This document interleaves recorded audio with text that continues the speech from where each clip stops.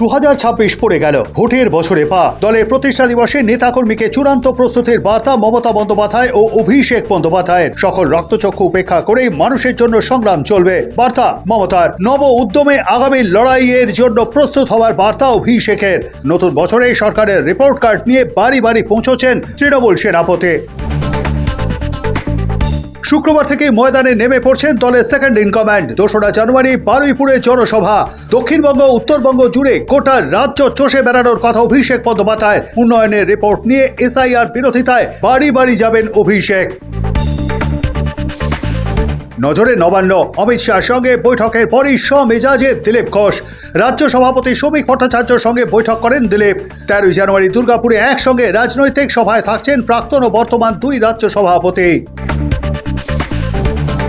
অমিত শাহ বললেন, মাঠে নেমে পড়লাম। শাহী ভোকাল টনিকে চাঙ্গা দিলীপ। দলের যেভাবে তাকে প্রয়োজন তিনি আছেন, লড়বেন। গতকাল ডাকা হয়েছিল সাংগঠনিক বৈঠক, নির্বাচনী প্রস্তুতি মাননীয় অমিত শাহ ছিলেন। তিনি আমাকে বলে গেছেন লাগু মাননীয় রাজ্য সভাপতির ইচ্ছা ছিল। নতুন নেতারা দলে এলে তাদের নতুন করে সব বোঝাতে হয়। ভোটের আগে প্রতিবারই এমন নতুন নেতাদের আনাগোনা বাড়ে। দল বুঝলেই হলো, আর কে বুঝবে জানার দরকার নেই। সক্রিয় হতেই নাম না করে শুভেন্দুকে খোঁচা দিলীপের। পার্টি চলতে থাকলে লোক আসতে থাকবে, চলেও যায় কিছু লোক, আমরা দেখছি পশ্চিমবঙ্গের কোথায় বেশি হয়। সেরকম নতুন লোক এলে কি হয়, তাকে এই পার্টির কালচার শিখতে হয়, সংস্কৃতি, কার্যপদ্ধতি। যে কারণে একটা দ্বন্দ্ব আমার মনে হয় না সেরকম। পার্টি আমাকে বুঝলেই হলো, আপনি বুঝতে পারছে না পারছে, কাউকে বোঝাবার দায়িত্ব আমার নেই। যে যেমন করে বোঝে, সব জিনিস তো একরকম বোঝে না সবাই। এটা প্রভু জগন্নাথ দেবের আশীর্বাদ। বিজেপির নয়া সমীকরণে খানিকটা আগুনে ঘি ঢালার ভঙ্গিতে তৃণমূল বলছে, যারা দিলীপ ঘোষকে বাদ দিয়ে চলছিল তাদের দ্বারা যে আর হবে না।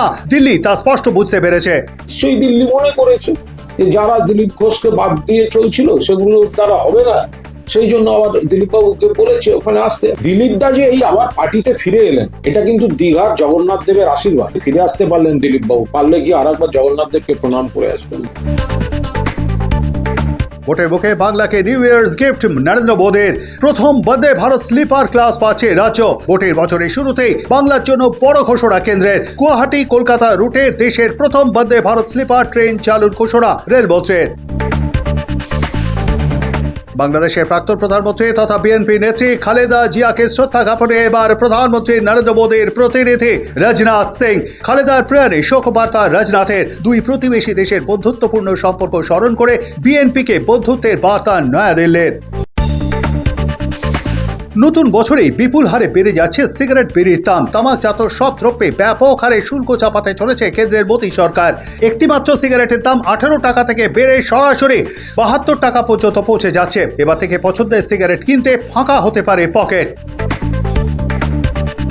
বছরের শুরুতেই দুঃসংবাদ, এক ধাক্কায় অনেকটা বাড়ল রাডার গ্যাসের দাম। 19 কেজি সিলিন্ডারের গ্যাসের দাম বাড়ছে 111 টাকা করে। ফলে চাপ বাড়ল রেস্তোরাঁ এবং গাড়ির মালিকদের। কলকাতায় 19 কেজি গ্যাস সিলিন্ডার প্রতি বাণিজ্যিক গ্যাসের দাম 1684 টাকা থেকে বেড়ে হলো 1795 টাকা।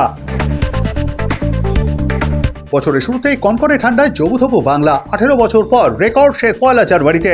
সর্বনিম্ন তাপমাত্রা ঘোরাফেরা করছে 11 ডিগ্রির কাছাকাছি। শীতের আমেজ আপাতত কাটছে না বলে ইঙ্গিত দিচ্ছে আবহাওয়া দপ্তর।